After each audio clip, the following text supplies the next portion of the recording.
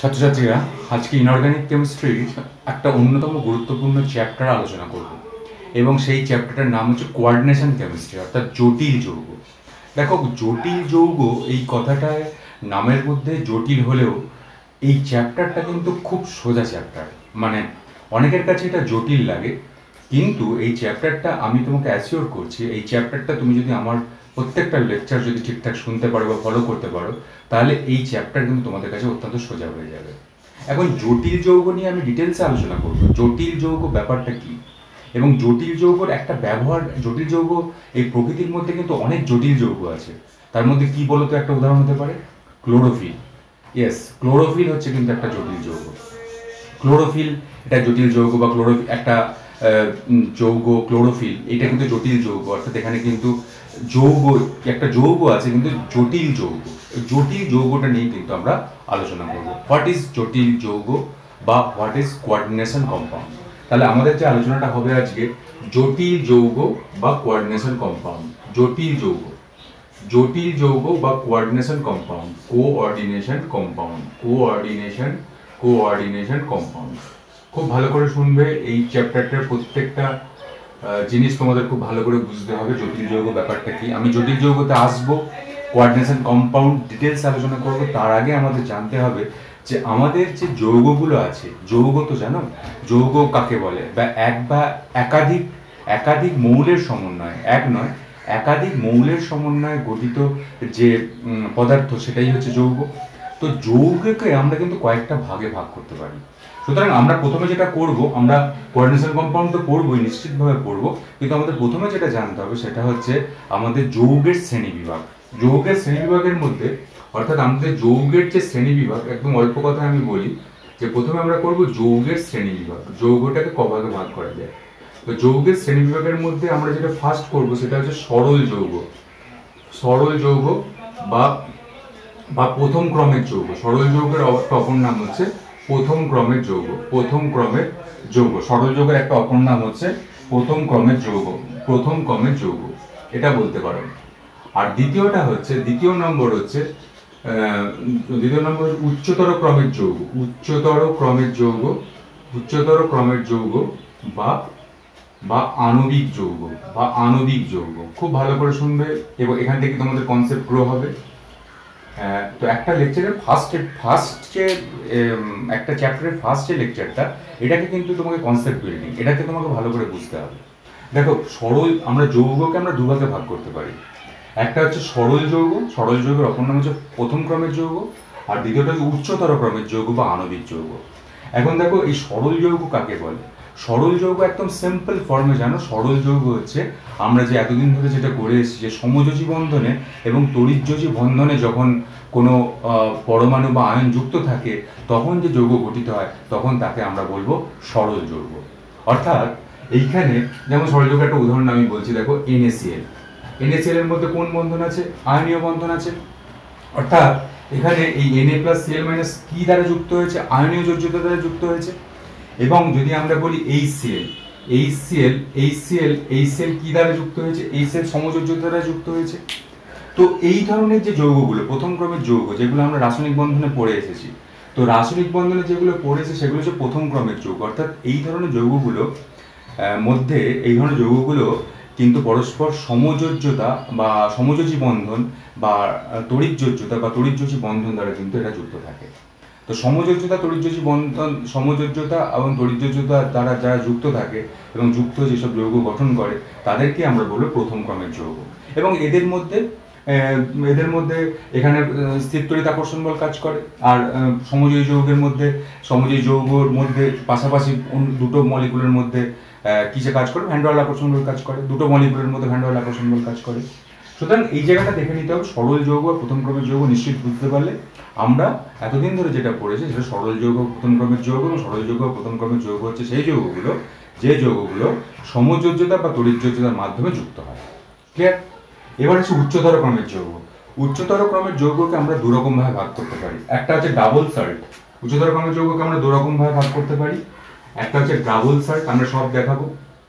একটা হচ্ছে, এক নম্বরে উচ্চতর ক্রমের যৌগকে আমরা দুরকম ভাবে ভাগ করতে পারি। একটা হচ্ছে ডাবল সল্ট। ডাবল সল্ট অর্থাৎ যুগ্ম লবণ, এবং দ্বিতীয়টা হচ্ছে কমপ্লেক্স সল্ট বা complex salt complex complex salt complex salt বা কমপ্লেক্স সল্ট তুমি বলতে পারো, বা জটিল যৌগ। কমপ্লেক্স ডাবল কমপ্লেক্স সল্ট এরা সল্ট ফর্মে থাকবে, বা কমপ্লেক্স কম্পাউন্ড। তো এইটা কমপ্লেক্স কম্পাউন্ড। ডাবল সল্ট বা ডাবল কম্পাউন্ড এটাও বলতে পারো, ডাবল সল্ট বা ডাবল কম্পাউন্ড এটাও বলতে পারো, ডাবল কম্পাউন্ড এটাও বলতে পারো, কোনো অসুবিধা নেই। ডাবল সল্ট বা ডাবল কম্পাউন্ড, ডাবল সল্ট বলতে পারো বা ডাবল কম্পাউন্ড বলতে পারো, আর কমপ্লেক্স সল্ট বা কমপ্লেক্স কম্পাউন্ডও বলতে পারো।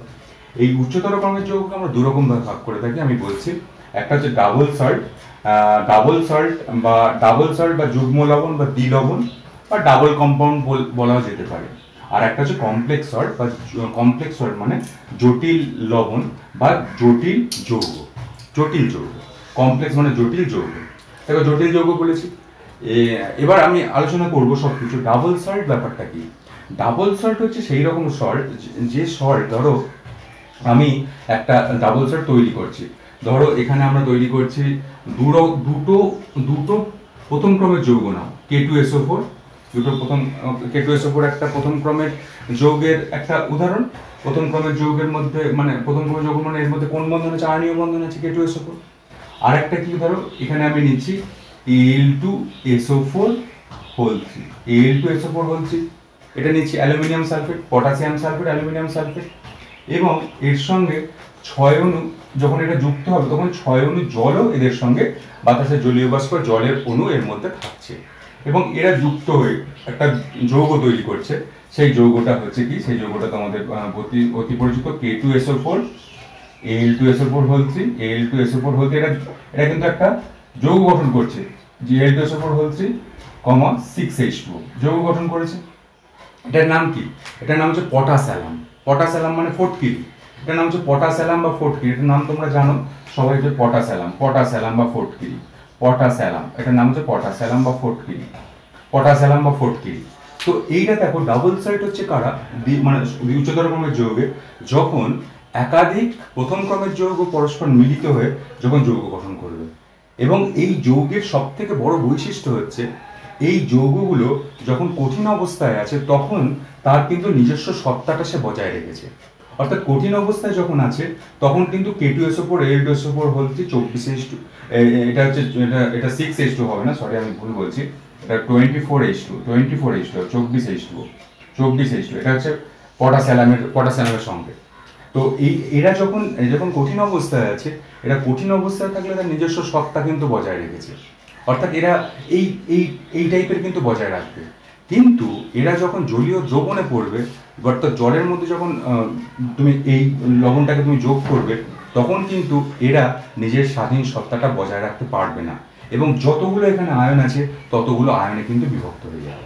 এই ডাবল সল্টের এটা হচ্ছে বৈশিষ্ট্য। অর্থাৎ তুমি এখানে যদি আমি কমপ্লেক্স সল্টটা পরে লিখছি, আমি এখানে যদি একটা করে উদাহরণ দিয়ে দিই। ডাবল সল্টের বড় বৈশিষ্ট্য হচ্ছে কঠিন অবস্থায় নিজের স্বাধীন সত্তাটা বজায় রেখে। কঠিন অবস্থায় সে K2SO4, Al2SO4 24H2 একটা কেলাস আকার ফর্মে আছে, যেটাকে আমরা বলি পটাসঅ্যালাম বা ফটকিরি। কিন্তু এটাকে যখন তুমি জলে যোগ করে দিচ্ছ, অ্যাডিং ওয়াটার, তখন কিন্তু K2SO4, Al2SO4, 24H2 এরা কিন্তু যখন জলে তুমি যোগ করছো তখন কিন্তু এরা কিন্তু আয়নে কিন্তু ভেঙে যাচ্ছে। কিরকম ভাবে? যতগুলো আয়ন আছে ততগুলো আয়নে ভাঙবে। এখানে পটাশিয়াম যদি আয়ন থাকে কিভাবে হবে? 2K+, SO4 2-, আর কি Al3+, 2Al3+, আর এখানে দেখো এখানে SO4 ছিল, এখানে SO4 এখানে 3টে, আর এখানে একটা 4টে SO4 2-, 4টে, আর এখানে 24H2 এটাও কিন্তু আলাদা হয়ে যাবে, অর্থাৎ এখানে যতগুলো আয়ন ছিল ততগুলো আয়নে কিন্তু বিভক্ত হয়ে যাচ্ছে। এটা হচ্ছে ডাবল সল্টের বৈশিষ্ট্য। অর্থাৎ দ্বৈত লবণ বা যুগ্ম লবণের বৈশিষ্ট্য, যে তুমি দুটো প্রথম ক্রমের তুমি যৌগকে মিশিয়ে তুমি ডাবল সল্ট তৈরি করতে পারো। এবং ডাবল সল্টগুলো কঠিন অবস্থায় তাদের স্বাধীন সত্তা বজায় থাকবে, কিন্তু যখনই তারা জলে দ্রবীভূত হবে, জলে পড়বে, তখন কিন্তু এরা প্রত্যেকটা আয়নে বিভক্ত হয়ে যাবে। এবং তুমি এটা থেকে তুমি একদম নিশ্চিতভাবে এই প্রত্যেকটা আয়নে যদি তুমি টেস্ট করো ইনঅর্গানিক কেমিস্ট্রিতে, পটাশিয়াম আয়নের টেস্ট করতে পারো, সালফেট আয়নের টেস্ট করতে পারো, অ্যালুমিনিয়ামের টেস্ট করতে পারো, ওই জলীয় দ্রবণে প্রত্যেকটা আয়নের টেস্ট কিন্তু সে দেবে, অর্থাৎ প্রত্যেকটা আয়নের টেস্টই কিন্তু পজিটিভ হবে। এটা থেকে এটা একদম নিশ্চিত প্রমাণিত যে এটা যদি জলীয় দ্রবণে পড়ে তাহলে প্রত্যেকটা আয়নে বিভক্ত হয়ে গেছে। আরেকটা উদাহরণ দিই, যেমন ধরো এখানে আরেকটা উদাহরণ আছে তোমাদের মোর লবণ, মোর সল্ট, এটা পটাশিয়াম একটা উদাহরণ, একটা হচ্ছে মোর সল্ট। মোর সল্ট, মোর সল্টটা কি? মোর সল্ট হচ্ছে এইটা মোর সল্ট বা মোরের লবণ, এটা হচ্ছে FeSO4, FeSO4, NH4 whole 2 SO4 আর 6H2, এটা হচ্ছে মোর লবণ, মোর সল্ট। তো মোর সল্ট FeSO4 আর NH4 এর সঙ্গে যুক্ত হয়ে তৈরি হচ্ছে এবং তার সঙ্গে সঙ্গে বাতাসের 6 অণু জলীয় বাষ্প বা জল এর মধ্যে যুক্ত হয়ে থাকছে। যখন ক্লাস্টার ফর্মেশন হচ্ছে তখন এর মধ্যে যুক্ত হয়ে থাকছে এটা, এবং এটাকে হচ্ছে মোর সল্ট। এবং Mohr salt one type of double salt, একটা এক্সাম্পল অফ ডাবল সল্ট। কারণ এরা কঠিন অবস্থায় তাদের স্বাধীন সত্তাটা কিন্তু বজায় থাকছে, কিন্তু এরা যখন জলের মধ্যে পড়বে তখন কিন্তু এরা স্বাধীন সত্তাটা বজায় রাখতে পারবে না, প্রত্যেকটা আয়নে কিন্তু বিভক্ত হয়ে যাবে। যেমন ধরো এখানে যদি এরা জলের মধ্যে পড়ে তাহলে কি হবে, এখানে Fe2+, এখানে পাবে SO4 2-, NH4 2+, আর এখানে SO4 আরেকটা SO4 আছে 3S, এখানে আরেকটা SO4 আছে 2SO4 2-, NH4 2+, আর এদিকে 6 অণু জল যেটা যুক্ত হয়েছে সেটা আলাদা হয়ে যাবে, অর্থাৎ প্রত্যেকটা আয়নে কিন্তু বিভক্ত হয়ে যাচ্ছে। এদেরকে আমরা বলবো ডাবল সল্ট। এবং ডাবল সল্টের দুটো উদাহরণ বললাম, একটা হচ্ছে পটাশিয়াম, একটা হচ্ছে মোর সল্ট। আরেকটা উদাহরণ তুমি বলবো কার্নালাইট। কার্নালাইটের সংকেত হচ্ছে KCl, এটাও তোমরা ডাবল সল্টের উদাহরণে লিখবে KCl MgCl2, KCl.MgCl2, 6H2O, KCl MgCl2 6H2O, এটা হচ্ছে কার্নালাইট। তো কার্নালাইটের ক্ষেত্রেও তুমি যদি এটা করো, কার্নালাইটকে যদি জলের মধ্যে তুমি দাও তাহলে কিন্তু এরা K+ আয়ন উৎপন্ন করবে, Cl- আয়ন উৎপন্ন করবে, Mg2+ আয়ন উৎপন্ন করবে। এবং Cl- আয়ন কটা উৎপন্ন হবে? এখানে দুটো, এখানে একটা, তিনটে উৎপন্ন হবে। ভেঙে কি উৎপন্ন হবে আমি দেখিয়ে দিচ্ছি। এটা যদি জলের মধ্যে দাও, K+ আয়ন উৎপন্ন হচ্ছে, Cl- আয়ন উৎপন্ন হচ্ছে, Mg2+ আয়ন উৎপন্ন হচ্ছে, এখানে 2Cl মানে 2 আর এখানে 1 মানে 3Cl উৎপন্ন হচ্ছে, আর জলের অণুটা আলাদা হয়ে যাচ্ছে। এটা হচ্ছে ডাবল সল্ট। অর্থাৎ এরা কঠিন অবস্থা স্বাধীন সত্তা বজায় রাখে, কিন্তু যখন জলীয় দ্রবণে পড়ছে তখন কিন্তু এরা তাদের আয়নে বিভক্ত হয়ে যাচ্ছে, অর্থাৎ they lose their identity in aqueous solution. Double salt is such a compound which lose their identity in a solution. অর্থাৎ এরা কিন্তু দ্রবণ যখন জলের মধ্যে পড়ছে, যখন দ্রবণ উৎপন্ন করছে, তখন কিন্তু এরা নানা ভাগে নানা আয়নে কিন্তু বিভক্ত হয়ে যাচ্ছে। এইবার এইগুলো নিয়ে আমাদের স্টাডি নেই, কারণ উচ্চতর ক্রমের যৌগের মধ্যে ডাবল সল্ট নিয়ে আমাদের স্টাডি করব না। আমরা যে দ্বিতীয় ভাগটা যাবো, উচ্চতর ক্রমের যৌগের যে দ্বিতীয় ভাগটা যাবো, যেটা আমরা তোমাকে আগেও তোমরা নোট করেছিলে, সেই জায়গাটা আমরা যেটা যাব এটা হচ্ছে কমপ্লেক্স সল্ট বা কমপ্লেক্স কম্পাউন্ড।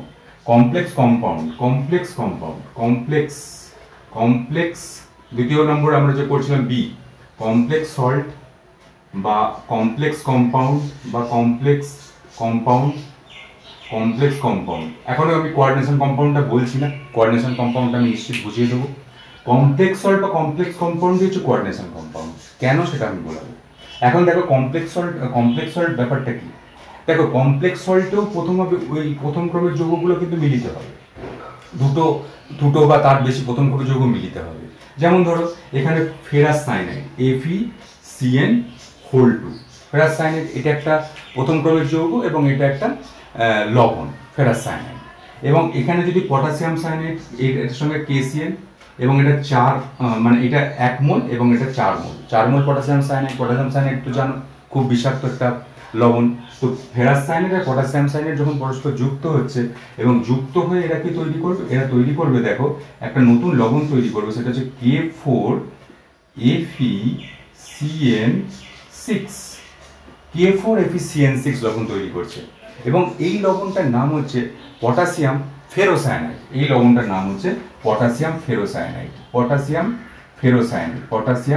ফেরোসায়ানাইড। আচ্ছা, একটা কথা দেখো, এইখানে যখন আমরা নতুন টার্ম পটাশিয়াম ফেরোসায়ানাইড নতুন টার্ম যখন আমরা পড়ছি, এইখানে দেখো যে থার্ড ব্র্যাকেটের মধ্যে তোমাদের একটা আরো ডিটেলসে তোমরা অবশ্যই জানবে জটিল যৌগ নিয়ে। থার্ড ব্র্যাকেটের মধ্যে যখন কোনো জিনিস লেখা থাকবে এই সেই যৌগটা মানে টোটাল যে যৌগটা সেই যৌগটাকে আমরা বলবো কমপ্লেক্স সল্ট বা কমপ্লেক্স কম্পাউন্ড বা কোঅর্ডিনেশন কম্পাউন্ড। থার্ড ব্র্যাকেট যদি ইন্ট্রোডিউস থাকে তাহলে সেটাকে আমরা কি বলবো কমপ্লেক্স সল্ট বা কমপ্লেক্স কম্পাউন্ড বা কোঅর্ডিনেশন কম্পাউন্ড।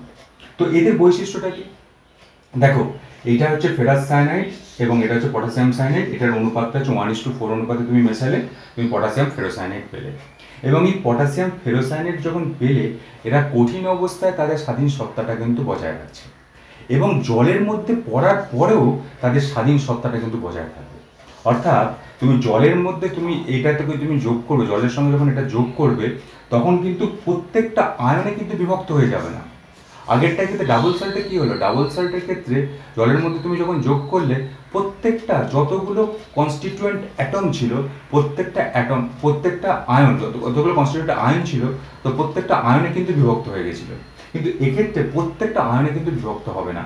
অর্থাৎ এই পটাশিয়াম ফেরোসায়ানাইডকে তুমি জলের মধ্যে তুমি যোগ করো তাহলে কি হবে, পটাশিয়াম ফেরোসায়ানাইডটা এখানে পটাশিয়াম 4K+ হিসাবে আয়ন হিসাবে বিভক্ত হবে। আর এখানে কি হবে, এখানে FeCN6 অর্থাৎ থার্ড ব্র্যাকেটের মধ্যে যেটা আছে এই থার্ড ব্র্যাকেটের মধ্যে থাকা অবস্থায় এরা কিন্তু আয়নে আর বিভক্ত হবে না। মানে আয়নে এই Fe2+ আয়ন বা 6 সায়ানাইড মাইনাস আয়নে বিভক্ত হবে না। এবং এটার চার্জ কি হবে, এটা যদি পটাশিয়ামের চার্জ যদি 4+ হয় তাহলে এটার চার্জ কি হবে, এটা চার্জ হবে -4। তবেই তো এটা যুক্ত হয়ে তোমার তবেই তো এটা প্রথমে একটা কম্পাউন্ড তৈরি করবে। অর্থাৎ দেখো দ্বৈত বা ডবল সল্টের সঙ্গে এই কমপ্লেক্স সল্টের মধ্যে পার্থক্য কি, ডবল সল্ট আর কমপ্লেক্স সল্টের মধ্যে double salt they lose their identity in solution, but এই কমপ্লেক্স সল্টের ক্ষেত্রে কি হচ্ছে, পটাশিয়াম ফেরোসায়ানাইড যখন জলের মধ্যে পড়ছে তখন কিন্তু প্রত্যেকটা আয়নে কিন্তু বিভক্ত হচ্ছে না এবং প্রত্যেকটা আয়নে বিভক্ত হচ্ছে না। এখানে পটাশিয়াম আয়নটা পেলাম, কিন্তু দেখো এখানে তো এটা যদি ডাবল সল্ট হতো তাহলে কিন্তু প্রত্যেকটা আয়নে বিভক্ত হয়ে যেত, অর্থাৎ Fe2+ Cn- আয়নে কিন্তু বিভক্ত হয়ে যেত। কিন্তু এরা কমপ্লেক্স একটা আয়ন উৎপন্ন করছে, অর্থাৎ জটিল একটা আয়ন উৎপন্ন করছে এবং এই জটিল আয়নটা কিন্তু কোনো অবস্থাতে কিন্তু আর ভাঙবে না। এবং এক্ষেত্রে কিন্তু এখানে আয়রনের যে নিজস্ব সত্তা সেই নিজস্ব সত্তাটা কিন্তু লোপ পেয়েছে, নিজস্ব সত্তা লোপ পেয়েছে। কারণ কি দেখো, এখানে যদি তুমি এখানে আয়রনের চার্জ কি হয়, এখানে এই আয়রন কোন স্টেটে থাকে, আয়রন হচ্ছে +2 এই স্টেটে থাকে। তো +2 এটা আয়রনের চার্জ যদি +2 তুমি যদি এটাতে তড়িৎ পাঠাও মানে তড়িৎ বিশ্লেষণ করো তাহলে এই +2 চার্জটা কোথায় যাবে, +2 চার্জটা যাবে এটা হচ্ছে ক্যাটায়নগুলো কোথায় যাবে, ক্যাথোডে যাবে। কিন্তু তুমি এইখানে যদি এদের যদি তুমি তড়িৎ বিশ্লেষণ করো এই লবণটা জলের মধ্যে নিয়ে তড়িৎ বিশ্লেষণ করো তাহলে দেখো FeCN6 এটার চার্জ হচ্ছে মাইনাস, অর্থাৎ এরা কিন্তু অ্যানায়ন হিসাবে কাজ করছে এবং অ্যানায়ন হিসাবে তখন কোথায় যাবে, অ্যানোডে যাবে। যদি এটা যদি Fe2+ আকারে যদি ভাঙা থাকতো তখন এটা তো ক্যাটায়ন কোথায় যেত, ক্যাথোডে যেত। কিন্তু যখন এটা কমপ্লেক্স অবস্থায় আছে, কমপ্লেক্স অবস্থাতে এফির যে স্বাধীন সত্তাটা সেটা লোপ পেয়ে গেছে, একটা নতুন একটা সত্তা তৈরি হয়েছে এফি, এবং সেই সত্তার মধ্যে এফি আর সিএন এর সমন্বয়ে যে একটা কমপ্লেক্স আয়ন তৈরি হয়েছে সেই আয়নটা কিন্তু হচ্ছে মাইনাস যেহেতু চার্জ আছে, সুতরাং এটা তুমি দরিদ্রষণ করলে এই কোথায় যাবে, এটা হচ্ছে অ্যানায়ন কোথায় যাবে, অ্যানোডে যাবে। তাহলে নিশ্চয়ই তুমি বুঝতে পারলে যে পটাশিয়াম ফেরোসায়ানের একটা জটিল যৌগ এবং জটিল যৌগের বৈশিষ্ট্য কি, জটিল যৌগ কঠিন অবস্থার সঙ্গে সঙ্গে জলীয় দ্রবণেও নিজের স্বাধীন সত্তাটা বজায় রাখে, they retain their identity in solution. দেখো এখানে Fe2+টা এখানে Fe2+টা তার নিজস্ব সত্তাটা খুঁজে ফেলবে, কিন্তু এইখানে যে আয়নটা যখন ভাঙছে তখন কিন্তু একটা নিজস্ব স্বাধীন সত্তাটা কিন্তু বজায় থাকছে, অর্থাৎ এখানে স্বাধীন সত্তাটা কিন্তু বজায় থাকছে, অর্থাৎ Fe আর Cn এটা একটা কমপ্লেক্স আয়ন হিসাবেই কিন্তু ট্রিট হবে, এটা কিন্তু কোনো আলাদা আলাদা আয়ন হিসেবে ট্রিট হবে না, এটা যখনই ট্রিট হবে তখন কিন্তু কমপ্লেক্স আয়ন হিসাবেই ট্রিট হবে। তাহলে নিশ্চয়ই আমরা যে উচ্চতর ক্রমের যৌগের মধ্যে যে প্রথম উচ্চতর ক্রমের যৌগের মধ্যে যে দুটো যৌগ পড়লাম সেই যৌগ কিন্তু তোমরা খুব ভালো করে নিশ্চয়ই করলে। যে উচ্চতর ক্রমের যৌগের মধ্যে যে যৌগ করলাম ডাবল সল্ট এবং কমপ্লেক্স সল্ট। ডাবল সল্টের ক্ষেত্রে কি বললাম, ডাবল সল্ট কঠিন অবস্থায় তাদের স্বাধীন সত্তা বজায় থাকবে, কিন্তু যখন জলীয় দ্রবণে পড়বে তখন প্রত্যেকটা আয়নে কিন্তু বিভক্ত হয়ে যাবে, অর্থাৎ they lose their identity in solution in case of double salt. আর যখন কমপ্লেক্স সল্টের কথা বলবো তারা এক বা একাধিক প্রথম ক্রমের যৌগ নিয়ে গঠিত হবে এবং প্রথম ক্রমের যৌগ নিয়ে গঠিত হওয়ার পরে কঠিন অবস্থা স্বাধীন সত্তা বজায় থাকবে এবং যখন জলীয় দ্রবণে পড়বে তখনও তার স্বাধীন সত্তাটা বজায় আছে। স্বাধীন সত্তা মানে নিশ্চয়ই বুঝতে পারছো যে যদি স্বাধীন সত্তাটা তারা লুজ করে ফেলতো তাহলে প্রত্যেকটা আয়নে বিভক্ত হয়ে যেত, কিন্তু এখানে তার নিজস্ব আইডেন্টিটি সে রাখছে যে এইটা আমার কমপ্লেক্স আয়ন, এবং সেই কমপ্লেক্স আয়নটাই কিন্তু আমরা দ্রবণে পাচ্ছি, অর্থাৎ they retain their identity in solution in case of complex salt বা কমপ্লেক্স কম্পাউন্ড। ঠিক আছে, আমরা উচ্চতর ক্রমের যৌগ বা আণবিক যৌগের মধ্যে ডাবল সল্ট পড়বো না, আমরা কি পড়বো আমাদের চ্যাপ্টার কোঅর্ডিনেশন কম্পাউন্ড বা কমপ্লেক্স সল্ট বা কমপ্লেক্স কম্পাউন্ড। এইবার আমরা মূল চ্যাপ্টারে প্রবেশ করছি, নিশ্চয়ই এই জায়গাটা বুঝতে পারলে। এই কমপ্লেক্স সল্ট বা কমপ্লেক্স কম্পাউন্ড এর অপর নাম, কমপ্লেক্স সল্ট বা কমপ্লেক্স কম্পাউন্ড এর অপর নাম হচ্ছে কোঅর্ডিনেশন কম্পাউন্ড। এর অপর নাম হচ্ছে কোঅর্ডিনেশন কম্পাউন্ড। কমপ্লেক্স সল্ট বা কমপ্লেক্স কম্পাউন্ড অপর নাম হচ্ছে কোঅর্ডিনেশন কম্পাউন্ড। কেন কোঅর্ডিনেশন কম্পাউন্ড? দেখো, এক্ষেত্রে যে কমপ্লেক্স সল্ট বা কমপ্লেক্স কম্পাউন্ড তৈরি হবে তার মধ্যে অসমযোজী বন্ধন অর্থাৎ কোঅর্ডিনেট বন্ড কিন্তু প্রেজেন্ট থাকবে। অর্থাৎ এই কমপ্লেক্স সল্ট বা কমপ্লেক্স কম্পাউন্ড বা কোঅর্ডিনেশন কম্পাউন্ড যাই বলো, এই কোঅর্ডিনেশন কম্পাউন্ডের মধ্যে কোঅর্ডিনেট বন্ড প্রেজেন্ট থাকবে। কোঅর্ডিনেট বন্ড কিন্তু প্রেজেন্ট থাকবে। কোঅর্ডিনেট বন্ড মানে কি? অসমযোজী বন্ধন। ক্লাস 11 তোমরা করেছিলাম, আমি একটু দেখাবো। তো কোঅর্ডিনেট বন্ড প্রেজেন্ট থাকবে এবং তারা কিন্তু এই কোঅর্ডিনেট বন্ড প্রেজেন্ট থাকবে এবং কোঅর্ডিনেট বন্ড দিয়ে এই যৌগগুলো তৈরি হচ্ছে বলে এদেরকে আমরা বলবো কোঅর্ডিনেশন কম্পাউন্ড। এবং দেখো, এক্ষেত্রে এই যে কমপ্লেক্স এক্ষেত্রে যে আমি লিখেছিলাম, দেখো K4FeCN6, এটা হচ্ছে পটাশিয়াম ফেরোসায়ানেট, এটা হচ্ছে একটা কমপ্লেক্স সল্ট বা কোঅর্ডিনেশন কম্পাউন্ড। তো এক্ষেত্রে আমাদের কি হবে? এক্ষেত্রে দেখো, আমরা কোঅর্ডিনেট এখানে কোন কে কোঅর্ডিনেট বন্ড করবে? দেখো, এই কোঅর্ডিনেশন কম্পাউন্ডের অপর নাম হচ্ছে মেটাল লিগ্যান্ড কেমিস্ট্রিও বলে। কোঅর্ডিনেশন কম্পাউন্ড এবং কোঅর্ডিনেশন যে কেমিস্ট্রি, এই কোঅর্ডিনেশন কেমিস্ট্রির অপর নাম হচ্ছে metal ligand chemistry. Metal ligand chemistry. তো মেটাল লিগ্যান্ড কেমিস্ট্রি এই কোঅর্ডিনেশন কেমিস্ট্রির অপর নাম হচ্ছে মেটাল লিগ্যান্ড কেমিস্ট্রি, এটাও বলে। তো কেন মেটাল লিগ্যান্ড কেমিস্ট্রি বলে? দেখো, এইখানে এই যে দেখো, প্রত্যেকটা কোঅর্ডিনেশন কম্পাউন্ডে একটা ধাতু থাকবে এবং ধাতুটা মূলত কোন ব্লকের হবে? ধাতুটা মূলত ডি ব্লক এলিমেন্ট হবে। এবং ডি ব্লক এলিমেন্ট তোমরা নিশ্চয়ই সন্ধিগত মৌল থাকবে। সন্ধিগত মৌল মানে কোনখান থেকে? ডি ব্লক এলিমেন্ট মানে কোনখান থেকে? গ্রুপ নাম্বার 3 থেকে গ্রুপ নাম্বার 12। তো ডি ব্লক এলিমেন্টের একটা মেটাল থাকবে, এটা হচ্ছে Fe। যেমন এক্ষেত্রে ডি ব্লক এলিমেন্টের Fe, তো Fe পরমাণু ক্রমাঙ্ক কত? পরমাণু ক্রমাঙ্ক 26, এটা ডি ব্লক এলিমেন্ট। আর দেখো, এই মেটাল, এটা হচ্ছে মেটাল। তো এই মেটালের সঙ্গে এইটা যেটা যুক্ত হয়েছে সেটা কিন্তু একটা লিগ্যান্ড। কেন লিগ্যান্ড? এটাকে এই মেটালের সঙ্গে এই মেটাল লিগ্যান্ড কেমিস্ট্রি কেন বলে? তো এখানে মেটাল তো আছে, বুঝতে পারলে, আর এটা হচ্ছে একটা লিগ্যান্ড যে কোঅর্ডিনেট বন্ড করবে এই এফির সঙ্গে, এবং এই কোঅর্ডিনেট, এই যে এখানে দেখো, এখানে এফিটাকে আমরা বলবো সেন্ট্রাল মেটাল অ্যাটম বা কেন্দ্রীয় ধাতব পরমাণু। একে কেন্দ্র করেই কিন্তু কোঅর্ডিনেশন কম্পাউন্ড গঠিত হয়। কেন্দ্রীয় ধাতব পরমাণু বা সেন্ট্রাল মেটাল অ্যাটম, এখানে আমরা বলবো CMA, সেন্ট্রাল মেটাল অ্যাটম বা কেন্দ্রীয় ধাতব পরমাণু। আর এখানে যে CN6 আছে, এটাকে আমরা বলবো লিগ্যান্ড। আমি সব পরিষ্কার বলছি, কারণ এই লিগ্যান্ড, এটাকে আমরা বলবো লিগ্যান্ড। এই সিএনটাকে আমরা বলবো লিগ্যান্ড। তো লিগ্যান্ড কেন? লিগ্যান্ড কি? তো লিগ্যান্ড হচ্ছে এমন একটা পদার্থ যে কিন্তু লুইস বেস রূপে আচরণ করবে। এই যে কেমিস্ট্রিটা, এটা কিন্তু লুইস অ্যাসিড বেস, এই লুইস অ্যাসিড বেসের মধ্যে লুকিয়ে আছে। তো দেখো, এখানে লিগ্যান্ড হচ্ছে লুইস বেস রূপে আচরণ করবে। লুইস বেস কাকে বলে? ক্লাস 11 পড়েছিলে। লুইস বেস হচ্ছে সেই সমস্ত পদার্থ যাদের লোন পেয়ারটা এক্সট্রা আছে এবং যারা লোন পেয়ারটা দান করতে পারে, অর্থাৎ যারা ইলেকট্রন জোড় দান করতে পারে তাদেরকে আমরা বলবো লুইস বেস। তো এরা কি করবে, এরা এই কোঅর্ডিনেশন এই সিএন এরা কিন্তু লুইস বেস রূপে আচরণ করবে। ধরো এই সিএন মাইনাস এই সিএন মাইনাস কিন্তু একটা লুইস বেস রূপে আচরণ করবে। কেন সিএন মাইনাস লুইস বেস রূপে আচরণ করবে? দেখো এইখানে কার্বন, এদের যদি তুমি কার্বন আর নাইট্রোজেনের মধ্যে তুমি এখানে সিএন এর যদি গঠন করো, দেখো কার্বনের চারটের মধ্যে দুটো অংশগ্রহণ করে গেছে। কার্বনের চারটের মধ্যে চারটে তো বাইরের পক্ষে চারটের মধ্যে তুমি দুটো কার্বনের এখানে অংশগ্রহণ করে গেছে, আর নাইট্রোজেনের 5টার মধ্যে দুটো অংশগ্রহণ করে গেছে।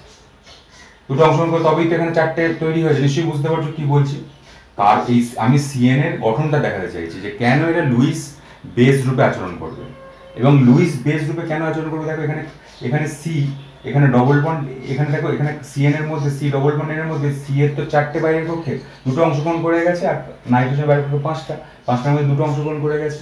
এবার দেখো এই নাইট্রোজেন তাহলে কটা পড়ে আছে হচ্ছে দুটো। আর এইখানে কার্বনের কটা পড়ে আছে, কার্বনের পড়ে আছে দুটো। এবার দেখো এবার কার্বনের বাইরের কক্ষে কটা আছে, নাইট্রোজেনের বাইরের কক্ষে নাইট্রোজেনের বাইরের কক্ষে 2 2 4 5 6, নাইট্রোজেনের বাইরের কক্ষে 6 হচ্ছে। তো দেখো এইখানে এই যে নাইট্রোজেনটা এ কিন্তু এরপরে অসমযোজী বন্ধন তৈরি করে। নাইট্রোজেন অসমযোজী বন্ধন মানে এই লোন পেয়ারটা কিন্তু এ কিন্তু এই দিকে ঠেলে দেয় লোন পেয়ারটা, এবং ঠেলে দেওয়ার পরে এই দিকে কিন্তু নেগেটিভ একটা চার্জের কিন্তু সৃষ্টি হয়, এবং নেগেটিভ চার্জের সৃষ্টি হয় এবং এই লোন প্যাড নেগেটিভ চার্জের সৃষ্টি হয়। এবং এরা কিন্তু এই সি দেখো সিএল যে লোন প্যাডটা আছে, একটা কথা মনে রাখবে যে সিএন এর যে মাইনাস চার্জটা এটা কিন্তু এন এর উপর নয়, এই সিএন এর মাইনাস চার্জটা থাকে কিন্তু কার্বনের উপর। এটা আমরা লিখে থাকি এন এর উপর, কিন্তু কার্বনের উপর থাকে। এবং এই যে লোন প্যাড আছে, এই লোন প্যাডটা যারা ইলেকট্রন ডেফিসিয়েন্ট যারা পদার্থ, সেই ইলেকট্রন ডেফিসিয়েন্ট মানে ইলেকট্রন যাদের চাই, তারা কিন্তু এই লোন প্যাডটাকে অ্যাকসেপ্ট করে নিতে পারবে। এবং সেই লোন প্যাড অ্যাকসেপ্ট কারা করতে পারবে, তাহলে এটা কি লুইস বেস রূপে আচরণ করবে। এবং লুইস বেস রূপে যখন আচরণ করবে, এবং লুইস বেস রূপে এটা কিন্তু লুইস বেস রূপে এই সিএন মাইনাস এটা লুইস বেস রূপে আচরণ করবে। কারণ লুইস বেস রূপে আচরণ করবে কেন, আমি বললাম ইলেকট্রন পেয়ার ডোনেট করতে পারবে। কাকে ডোনেট করবে? লুইস অ্যাসিডকে, যারা ইলেকট্রন পেয়ার নিতে পারবে। এবার এক্ষেত্রে লুইস অ্যাসিড হচ্ছে সেন্ট্রাল মেটাল অ্যাটম। কেন central metal atom Luis acid রূপে আচরণ করবে? কারণ এফি যদি তুমি ইলেকট্রন বিন্যাস করো, এফির কিন্তু ডি কক্ষক খালি আছে। তো ডি কক্ষক যদি খালি থাকে, ডি কক্ষকের কিন্তু সবটা ফিল আপ নয়, আর ডি কক্ষক যদি সবটা ফিল আপ না থাকে, তাহলে কিন্তু তারা এই যে লোন পেয়ারটাকে সে অ্যাকসেপ্ট করতে পারবে। এবং অ্যাকসেপ্ট করতে পারে বলে এখানে এফি, আমি যদি তোমাকে দেখাই যে এফি, তো এফির ক্ষেত্রে যখন CN6 এর সঙ্গে যখন কম্পাউন্ড করবে, তো এফির পরমাণু ক্রমাঙ্ক কত? 26। যদি ইলেকট্রন বিন্যাস কি হবে, দেখো ইলেকট্রন বিন্যাস হবে আর্গন মানে 20 হয়ে গেল, 18 হয়ে গেল, 4s2 3d6, তাহলে 3d6 মানে কি? 3d6 ইলেকট্রন বিন্যাস কিরকম? 1 2 3 4 5, 5টা ডি কক্ষক। ইলেকট্রন বিন্যাস কিরকম হবে? 1 2 3 4 5 6। তাহলে ডি কক্ষক দেখো খালি আছে। তো ডি কক্ষক যখন খালি আছে, তখন কিন্তু এই যে লোন প্যাডটা সে কিন্তু অ্যাকসেপ্ট করতে পারবে। অর্থাৎ এক্ষেত্রে এই এফিটা কিন্তু লুইস অ্যাসিড রূপে আচরণ করবে। অর্থাৎ এক্ষেত্রে দেখো আমরা যেটা বলার চেষ্টা করছি, এটা মেটাল লিগ্যান্ড কেমিস্ট্রি কেন বলা হয়। তো এটাতে এই কোঅর্ডিনেশন কম্পাউন্ডে কিন্তু লুইস বেস একটা আছে, যেটা লুইস বেস থাকবে, অর্থাৎ যে ইলেকট্রন পেয়ার দান করতে পারবে তাকে লুইস বেস বলবো। এবং এক্ষেত্রে এই কোঅর্ডিনেশন কেমিস্ট্রিতে এই লুইস বেসের নামই হচ্ছে লিগ্যান্ড। অর্থাৎ যারা ইলেকট্রন জোড় দান করতে পারে তারা হচ্ছে লিগ্যান্ড, আর যে ইলেকট্রন জোড় নিতে পারবে তাদেরকে আমরা বলবো মেটাল, সেন্ট্রাল মেটাল অ্যাটম বা লুইস অ্যাসিড, যেটা সেন্ট্রাল মেটাল অ্যাটমটা কিসে আচরণ করবে? লুইস অ্যাসিড রূপে আচরণ করবে। অর্থাৎ এক্ষেত্রে কিন্তু লুইস বেস এবং লুইস অ্যাসিড এরা কিন্তু দুটো কনসেপ্টই কিন্তু খাটছে, এবং এরা কিন্তু একটা জটিল যৌগ কিন্তু তৈরি করেছে। এবং এক্ষেত্রে কোঅর্ডিনেশন কম্পাউন্ডের মধ্যে কিভাবে দেখো এরা কি করছে, এরা দেখো এই যে এফিটা, এই কোঅর্ডিনেশন স্পেয়ারের মধ্যে যে এফিটা আছে, এই এফিটা কিন্তু এই সিএন এর দেখো সিএন এর বলেছে লোন প্যাডটা আছে, এরকম করে 6টা সিএন এসে এই কিন্তু লোন প্যাডটা দেবে। এবং দেখো এক্ষেত্রে 6টা সিএন এসে লোন প্যাডটা দেবে, সিএন মাইনাস, এখানে সিএন মাইনাস, 6টা CN মানে সায়ানাইড মাইনাস এসে লোন পেয়ারটা কিন্তু একে দান করবে। এই কোঅর্ডিনেশন যে কোঅর্ডিনেট বন্ডটাকে আমরা এরকম ভাবে প্রকাশ করে থাকি, কোঅর্ডিনেট বন্ডটাকে তীর চিহ্ন দিয়ে প্রকাশ করে থাকি। এটা কটা হলো 1 2 3 4, এটা হচ্ছে CN মাইনাস আর এটা হচ্ছে CN মাইনাস। দেখো 6টা CN মাইনাস, যখন এটা লোন পেয়ার আছে তো সেই লোন পেয়ারটাকে তো দান করছে লোন, আর এফিট তো লোন পেয়ার অ্যাকসেপ্ট করার জায়গা আছে, পরে এটা আরো ডিটেলসে বুঝবে, এফিট লোন পেয়ার অ্যাকসেপ্ট করার জায়গা আছে। তো সেই কারণে এই এফিটা হচ্ছে লুইস অ্যাসিড। তো আমরা লুইস অ্যাসিড মানে এক্ষেত্রে কি, আমরা এইমাত্র এখন জানলাম যে আমাদের যে ডি ব্লক এলিমেন্টগুলো কিন্তু লুইস অ্যাসিড রূপে আচরণ করে, এবং এটা সেন্ট্রাল মেটাল অ্যাটম, এখানে কেন্দ্রীয় ধাতব পরমাণু। এবং এইটা এই যে CN মাইনাস, এই CN মাইনাস কিন্তু এখানে একটা কিন্তু তারা লুইস বেস রূপে আচরণ করছে, তাদের কিন্তু একটা লোন পেয়ার তাদের এক্সট্রা আছে। এবং লোন পেয়ার যখন এক্সট্রা আছে তখন এই লোন পেয়ারটা সে দান করতে পারছে, এবং লোন পেয়ার যখন দান করবে, একজন যখন অ্যাকসেপ্ট করবে, তো সেখানেই কিন্তু অসমযোজী বন্ধন বা কোঅর্ডিনেট বন্ড গঠিত হবে। এবং কোঅর্ডিনেট বন্ড যেহেতু এই কোঅর্ডিনেশন কম্পাউন্ডের মধ্যে আছে, এই জটিল যৌগের বা কমপ্লেক্স যে কম্পাউন্ডের মধ্যে আছে, সুতরাং কমপ্লেক্স কম্পাউন্ডকে আমরা কিন্তু কোঅর্ডিনেশন কম্পাউন্ডও বলতে পারবো। নিশ্চয়ই ডিটেলসে তুমি বুঝতে পারলে যে, অর্থাৎ এই যখন আমি একটা কথা বলে দিচ্ছি, দেখো এই যখন একটা কোনো জটিল যৌগ থাকবে, জটিল যৌগ চিনবে কিভাবে, এই থার্ড ব্র্যাকেটের মধ্যে যেটা থাকবে সেটা হচ্ছে জটিল যৌগ। থার্ড ব্র্যাকেটের মধ্যে যদি তুমি দেখতে পাও, থার্ড ব্র্যাকেটের মধ্যে মানে গোটা যৌগটাকে নিয়ে, ওটা যৌগটাই তখন হচ্ছে জটিল যৌগ। এবং জটিল যৌগের ভেতরের যে থার্ড ব্র্যাকেট পোর্শনটা, এই থার্ড ব্র্যাকেটের পোর্শনের মধ্যে একটা সেন্ট্রাল মেটাল অ্যাটম আছে, অর্থাৎ এখানে একটা কেন্দ্র ধাতব পরমাণু পাবে, এবং ধাতব পরমাণুটা কোন ব্লকে, ডি ব্লকে। এবং তার সঙ্গে সঙ্গে তুমি কি পাবে, তুমি পাবে একটা লিগ্যান্ড কি, যারা ইলেকট্রন জোড় ওই সেন্ট্রাল মেটাল অ্যাটমকে দান করতে পারে। অর্থাৎ যারা, আমি কেমিক্যাল ইকুইলিব্রিয়ামে যাদের আমি লুইস বেস বলেছিলাম, সেই লুইস বেস যারা ইলেকট্রন জোড় যারা দান করতে পারে, লুইস বেস, সেটাই হচ্ছে এক্ষেত্রে লিগ্যান্ড। আর যারা আমরা কেমিক্যাল ইকুইলিব্রিয়াম চ্যাপ্টারে যাদের আমি লুইস অ্যাসিড বলেছিলাম, সেই লুইস অ্যাসিড এক্ষেত্রে হচ্ছে আয়ন। এবং যেহেতু এখানে কোঅর্ডিনেশন বন্ড তৈরি হচ্ছে, কোঅর্ডিনেট বন্ড বা অসমযোজী বন্ধন তৈরি হচ্ছে, সেই জন্য আমরা যে কমপ্লেক্স কম্পাউন্ড বা জটিল যে যৌগের অপর নাম আমরা কিন্তু দেবো কোঅর্ডিনেশন কম্পাউন্ড। ক্লিয়ার?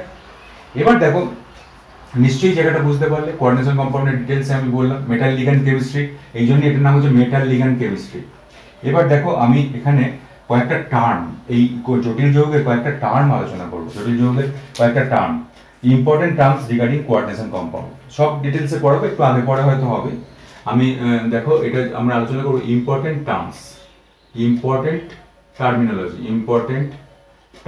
যে আমরা জটিল যৌগতে কোন কোন জিনিস ব্যবহার করবো, important terms regarding important terms regarding coordination compound, যে অনেকগুলো আমরা জিনিস তৈরি করবো coordination compound. Important terms regarding coordination compound, অনেকগুলো টার্ম আমরা এখানে জানবো। একটা জটিল যৌগ, আমরা এখানে একটা জটিল যৌগকে একটা লিখি, তাহলে ইম্পর্টেন্ট টার্মসটা তোমাদের আরো ক্লিয়ার হয়ে যাবে যে এখানে ইম্পর্টেন্ট টার্মসটা কি। দেখো, এইখানে আমি একটা জটিল যৌগটা লিখছি, তাহলে তোমাদের সবটাই সুবিধা হবে। যে এখানে আমরা লিখছি, দেখো প্ল্যাটিনাম, আচ্ছা এখানে আমি আরেকটু সোজা করে লিখি। প্রথমটা CONH3 Cl3, এটা জটিল যৌগ। একটা জটিল যৌগ কেন বললাম, থার্ড ব্র্যাকেটের মধ্যে কিছু জিনিস আছে বলে জটিল যৌগ। এবং প্রত্যেকটা জিনিসকে আমাদের জানতে হবে যে কোনটা কি। দেখো, এর আগে আমি এটা বলে দিয়েছি, এটাতে একটা যেটা ধাতব পরমাণু থাকবে সেটাকে কি বলবো, কেন্দ্রীয় ধাতব পরমাণু। তাহলে এই সিওটা হচ্ছে সেন্ট্রাল মেটাল অ্যাটম, CMA, এটা CMA, ঠিক আছে। এবার দেখো, এই NH3 এ কি করছে, এ তো কোঅর্ডিনেট বন্ড করছে, কারণ NH3 তো লুইস বেস রূপে আচরণ করে আমরা নিশ্চিত জানি, কারণ NH3 এর উপর দেখবে একটা লোন পেয়ার আছে, সেই লোন পেয়ার দিয়ে সিওর সঙ্গে কোঅর্ডিনেট বন্ড করছে, অসমযোজী বন্ধন তৈরি করছে। তাহলে NH3 এটাকে আমরা কি বলবো, এটাকে বলবো আমরা লিগ্যান্ড। তাহলে NH3 এখানে লিগ্যান্ড হিসেবে আচরণ করবে। আর লিগ্যান্ডের এখানে সংখ্যা কত, লিগ্যান্ডের সংখ্যা হচ্ছে 6। এখানে কটা কটা লিগ্যান্ড আছে? 6টা লিগ্যান্ড আছে, ঠিক আছে। এইবার দেখো এই যে থার্ড ব্র্যাকেটের ভেতরে যেটা আছে, সেই থার্ড ব্র্যাকেটের ভেতরে অর্থাৎ এখান থেকে এই পর্যন্ত থার্ড ব্র্যাকেটের ভেতরে যেটা আছে সেটাকে আমরা বলবো কোঅর্ডিনেশন এন্টিটি। কোঅর্ডিনেশন এন্টিটি বা কোঅর্ডিনেশন স্ফিয়ার বা বা সবর্গীয় অঞ্চল, বাংলা নামটা একটু অন্য টাইপের শোনাচ্ছে। এটাকে আমরা বলবো কোঅর্ডিনেশন এন্টিটি বা কোঅর্ডিনেশন স্ফিয়ার বা সবর্গীয়, বাংলাতে বলে সবর্গীয় অঞ্চল। তাহলে এটাকে আমরা কি বলবো? এটাকে আমরা বলবো কোঅর্ডিনেশন এন্টিটি, কোঅর্ডিনেশন এন্টিটি বা কোঅর্ডিনেশন স্ফিয়ার। কোঅর্ডিনেশন এন্টিটি বা কোঅর্ডিনেশন স্ফিয়ার, এটা কোঅর্ডিনেশন এন্টিটি বা কোঅর্ডিনেশন স্ফিয়ার বলতে পারো, কোঅর্ডিনেশন স্ফিয়ার বা অঞ্চল বা সবর্গীয় অঞ্চল। কোঅর্ডিনেশন স্ফিয়ারও বলতে পারো, coordination sphere SP SP coordination sphere বলতে পারো, কোঅর্ডিনেশন স্ফিয়ার এবং কোঅর্ডিনেশন এন্টিটি বা কোঅর্ডিনেশন স্ফিয়ার। একটা কথা জেনে রাখো, কোঅর্ডিনেশন এন্টিটি কিন্তু অনেক রকমের হতে পারে কোঅর্ডিনেশন এন্টিটি। আচ্ছা, কোঅর্ডিনেশন এন্টিটি মানে চার্জ যুক্ত হতে পারে, সেটা আমি চার্জ যুক্ত দেখাচ্ছি। তো দেখো এইখানে এই যখন এই যে Cl3, এই অংশটাকে কি বলবো? এই Cl3টাকে আমরা বলবো আয়নীভবন অঞ্চল, আয়নাইজেশন স্ফিয়ার। কারণ এটাকে আমরা বলবো আয়নীভবন বা আয়নাইজেশন স্ফিয়ার, আয়নীভবন অঞ্চল বা আয়োনাইজেশন স্ফিয়ার।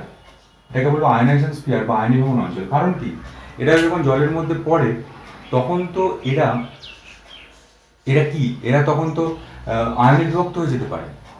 অর্থাৎ এটা ধরো জলের মধ্যে যখন পড়বে, এটা যখন জলের মধ্যে যখন পড়বে, এটা তুমি জল যখন যোগ করবে তখন এটা কিরকম ভাবে ভাঙবে? দেখো ভাঙবে হচ্ছে এইরকম ভাবে CO NH3 6, যেটা থার্ড ব্র্যাকেটের মধ্যে, সেটা কোনো রকম ভাবে ভাঙবে না।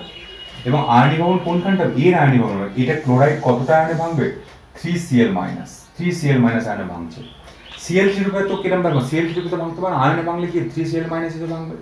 তাহলে এই কোঅর্ডিনেশন এন্টিটি মানে এইটার চার্জ কি হবে? এটার চার্জ হচ্ছে 3+। তবেই তো এটা প্রসম হচ্ছে, এটা 3+ আর 3Cl- যুক্ত এটা কোঅর্ডিনেশন, এই যে কোঅর্ডিনেশন কম্পাউন্ড তৈরি করতে হবে প্রসম। সুতরাং এই কোঅর্ডিনেশন যে এন্টিটি বা কোঅর্ডিনেশন স্ফিয়ার কিন্তু চার্জ যুক্ত হতে পারে। এটা কি চার্জ যুক্ত? এই কোঅর্ডিনেশন স্ফিয়ারটা কি চার্জ যুক্ত? এই কোঅর্ডিনেশন স্ফিয়ার বা কোঅর্ডিনেশন এন্টিটি যখন তুমি জলের মধ্যে দিয়ে দিচ্ছ তখন যে চার্জটা আছে সেটাই তার চার্জ। তাহলে এই কোঅর্ডিনেশন স্ফিয়ারটা কি চার্জ যুক্ত? এই কোঅর্ডিনেশন স্ফিয়ারটা হচ্ছে পজিটিভ চার্জ যুক্ত। এটা কোঅর্ডিনেশন স্ফিয়ার হচ্ছে পজিটিভ চার্জ যুক্ত। আবার দেখো, যদি আমি তোমাদের বলে দিই, যেমন ধরো K4 Fe(CN)6, এটার মধ্যে যদি জল যোগ করো, আমি আগেই দেখালাম, তাহলে কি হবে? 4K প্লাস আর কি হবে? Fe(CN)6 4-। এটা দেখো, এইটা হচ্ছে কোঅর্ডিনেশন স্ফিয়ার বা কোঅর্ডিনেশন এন্টিটি। তো আমি এটার রেসপেক্টে করছি, তাহলে এইটা হচ্ছে কোঅর্ডিনেশন স্ফিয়ার বা কোঅর্ডিনেশন এন্টিটি। এর চার্জ কি? এর চার্জ হচ্ছে নেগেটিভ। অর্থাৎ এক্ষেত্রে কোঅর্ডিনেশন স্ফিয়ারটা পজিটিভ নেগেটিভ কিন্তু সবকিছুই হতে পারে। আর এই যে বাইরের দিকে, এখানে এই যে বাইরের দিকে যে আয়নটা আছে, সেই বাইরের দিকের আয়নটাকে আমরা বলবো আয়নাইজেশন স্ফিয়ার, কারণ এটা আয়নীভবন হতে পারে, ঠিক আছে। আচ্ছা, এবার দেখো, এবার আমরা যদি বলি আচ্ছা কোঅর্ডিনেশন স্ফিয়ার কাউন্টার আয়ন। তো কাউন্টার আয়ন কোনটা? কাউন্টার আয়ন মানে কি? এই যে কোঅর্ডিনেশন স্ফিয়ারের চার্জটাকে কাউন্টার করতে, অর্থাৎ কোঅর্ডিনেশন স্ফিয়ারের চার্জটাকে প্রশম করতে কটা আয়ন আসছে, সেই আয়ন এবং কি আয়ন আসছে, সেই আয়নটাকে আমরা বলবো কাউন্টার আয়ন। তো এক্ষেত্রে কাউন্টার আয়নের সংখ্যা কত? কাউন্টার আয়নের সংখ্যা হচ্ছে 3টে, অর্থাৎ এবং সেই আয়নটা কি? Chloride ion. এক্ষেত্রে দেখো, এই কোঅর্ডিনেশন স্ফিয়ারের যে চার্জটাকে কাউন্টার করতে কটা আয়ন আসছে, মানে কটা আয়ন দিলে এই কোঅর্ডিনেশন স্ফিয়ারের চার্জটা প্রশম হবে কটা? এটাতে কোঅর্ডিনেশন স্ফিয়ারের এই চার্জটাকে প্রশম করতে 4টে পটাশিয়াম আয়ন আসছে। অর্থাৎ এই কোঅর্ডিনেশন স্ফিয়ারের যে কাউন্টার আয়নের সংখ্যা হচ্ছে 4। তাহলে এখানে এইটাকে আমরা বলবো কাউন্টার আয়ন, অর্থাৎ এই যে এটাকে আমরা বলবো কাউন্টার আয়ন, যে কোঅর্ডিনেশন স্ফিয়ারের চার্জটাকে প্রশম করতে কটা আয়ন আসছে, এটা হচ্ছে কাউন্টার আয়ন। এখানে কাউন্টার আয়নের সংখ্যা কত? 3। কাউন্টার আয়নের সংখ্যা হচ্ছে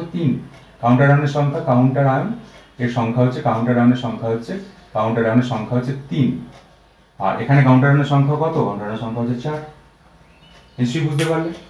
আচ্ছা, এবার দেখো মোটামুটি এই সবগুলো আমরা করলাম। আরেকটা জিনিস করতে হবে, সেটা হচ্ছে কোঅর্ডিনেশন সংখ্যা। কোঅর্ডিনেশন সংখ্যা, এই যতগুলো এখানে লিগ্যান্ড আছে এবং এই লিগ্যান্ডটা যতগুলো লিগ্যান্ড আছে এবং লিগ্যান্ডটা যতগুলো কোঅর্ডিনেট বন্ড তৈরি করছে, অর্থাৎ যতগুলো অসমযোজী বন্ধন তৈরি হচ্ছে, সেইটাই তার হচ্ছে কোঅর্ডিনেশন সংখ্যা। অর্থাৎ এই কোঅর্ডিনেশন স্ফিয়ারের মধ্যে এখানে অ্যামোনিয়া কতগুলো বন্ধন তৈরি করছে এই কোবাল্টের সঙ্গে? 6টা বন্ধন তৈরি করছে। সুতরাং এই 6টা অ্যামোনিয়া আছে।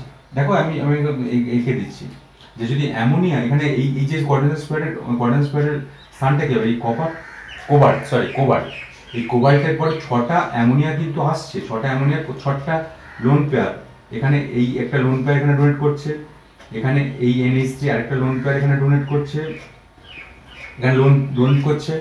দেখো এইখানে আরেকটা NH3 তার লোন পেয়ারটা ডোনেট করছে, তার লোন পেয়ারটা এখানে ডোনেট করছে।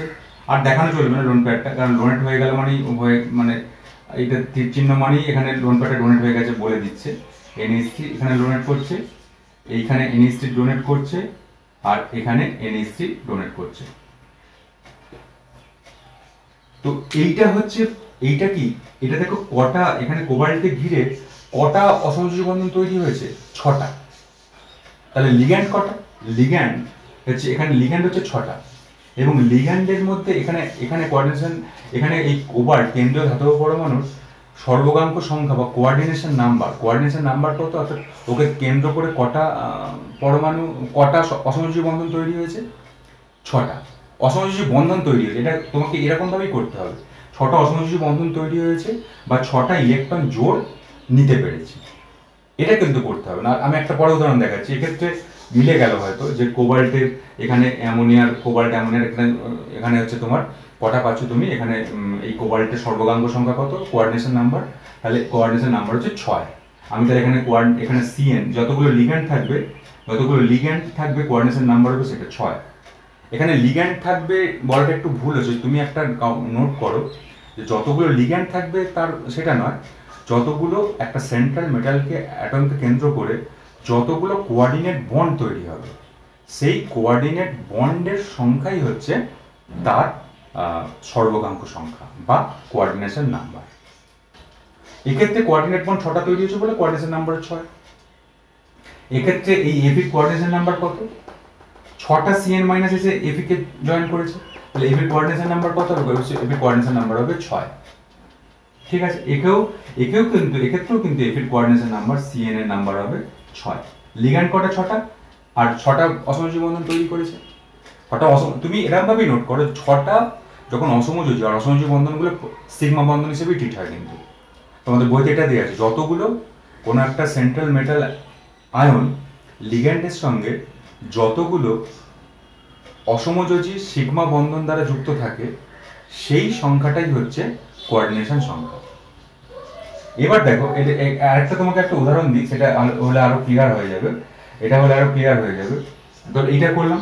এবার দেখো যদি আমি এইরকম একটা করি, ধরো আমি এটা মুছছি, তাহলে এই জায়গাটা যদি আমি করি, যদি ধরো একটা যৌগ যদি আমি এরকম করি যে এরকম ধরো ইথিলিন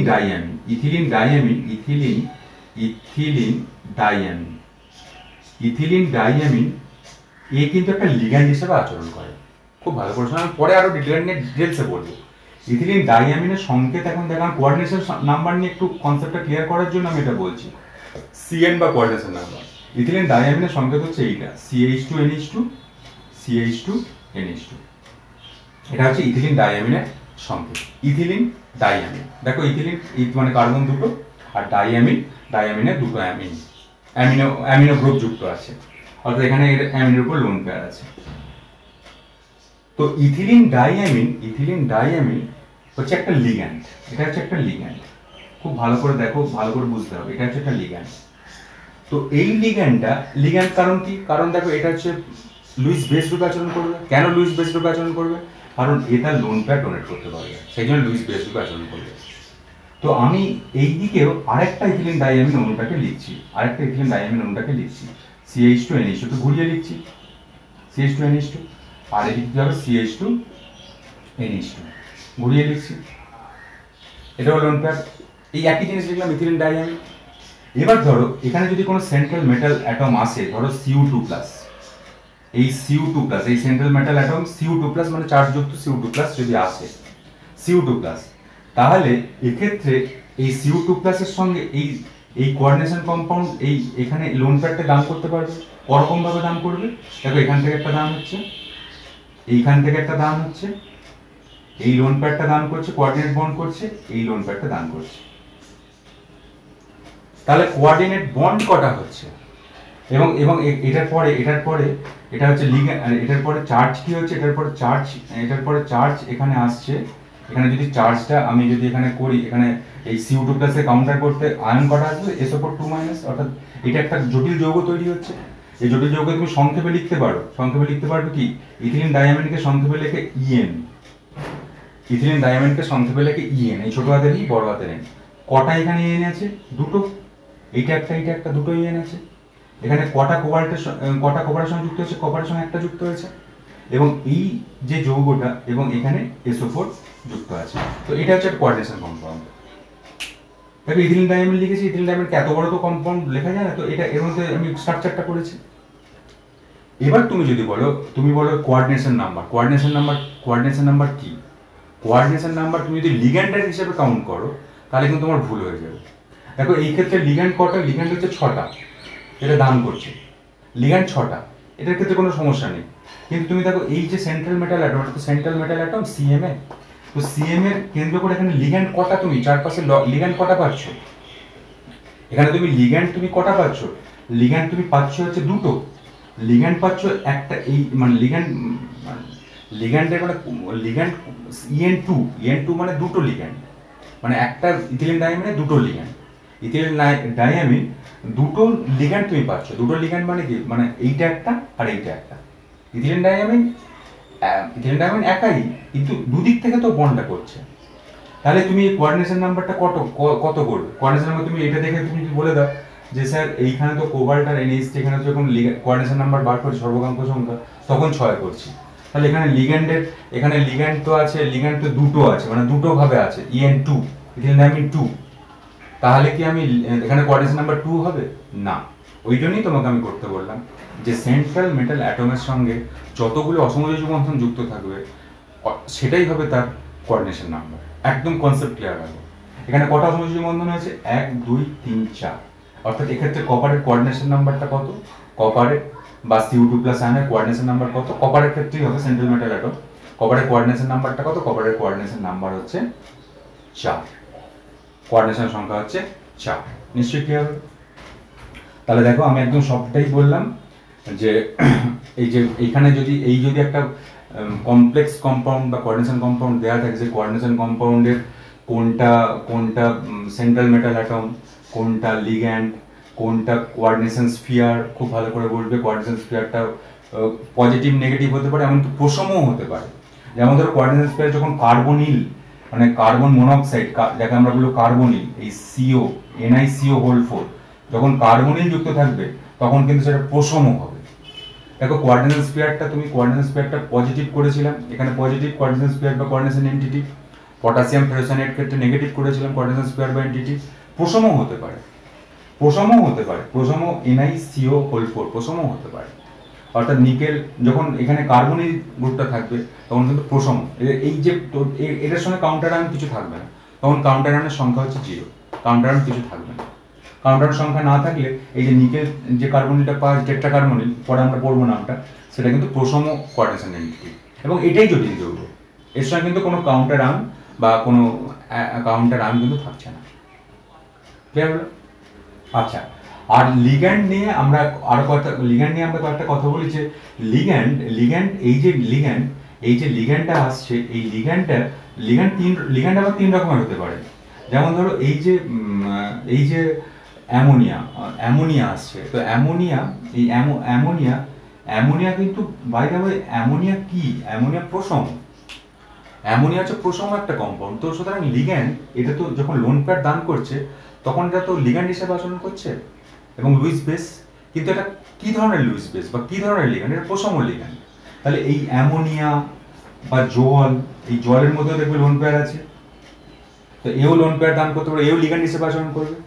তো লিগ্যান্ডকে আমরা এক্ষেত্রে কিন্তু লিগ্যান্ডকে আমরা 3 রকম ভাবে ভাগ করতে পারি, যে অ্যামোনিয়া H2O, বা তুমি এখানে করবে CO কার্বন মনোক্সাইড প্রথম লিগ্যান্ড, বা NO এর প্রথম লিগ্যান্ড, অর্থাৎ এদের মধ্যে কোনো চার্জ নেই, তাহলে NO এরা হচ্ছে প্রথম লিগ্যান্ড। আরো কিছু এক্সাম্পল আছে, এরা হচ্ছে প্রথম লিগ্যান্ড, এদের কোনো চার্জ নেই। আবার এমন লিগ্যান্ডও আছে যারা কিন্তু যাদের চার্জ আছে, যেমন ধরো ওই CN মাইনাস একটা লিগ্যান্ড হিসেবে কাজ করে বলেছি। তো CN মাইনাস দেখো আমি তোমাদের আগে বললাম, CN মাইনাস দেখো মাইনাস চার্জ যখন থাকবে তখন কিন্তু এরা অ্যানায়নিক লিগ্যান্ড হিসেবে কাজ করবে। অ্যানায়নিক লিগ্যান্ড CN মাইনাস বা তুমি F মাইনাস বা Cl মাইনাস, এরা কিন্তু লিগ্যান্ড হিসেবে কাজ করবে।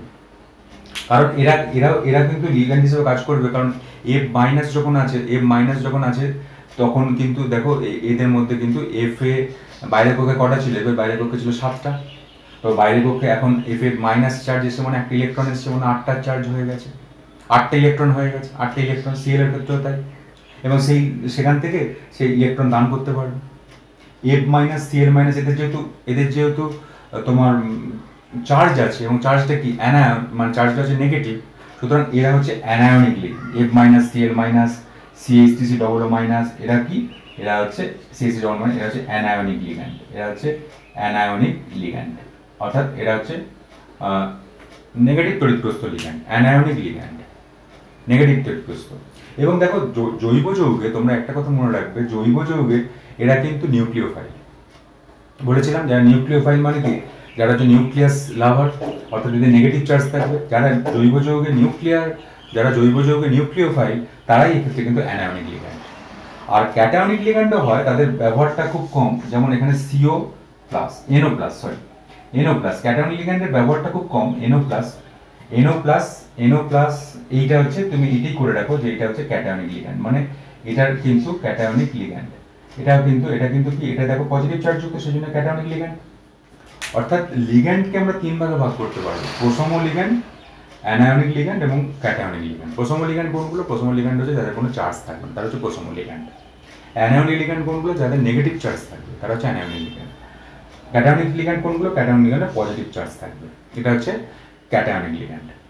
সুতরাং দেখো এই যে আমরা বেসিক ইন্ট্রোডাকশন দিলাম, কোঅর্ডিনেশন এন্টিটি কি, কেন্দ্র ধাতব পরমাণু বা আয়নটা কাকে বলে, সংলগ্ন লিগ্যান্ড কাকে বলে, কোঅর্ডিনেশন সংখ্যা কি, কোঅর্ডিনেশন স্তর, আয়নীভবন অঞ্চল, কাউন্টার আয়ন কি, সবটাই কিন্তু আমরা করেছি।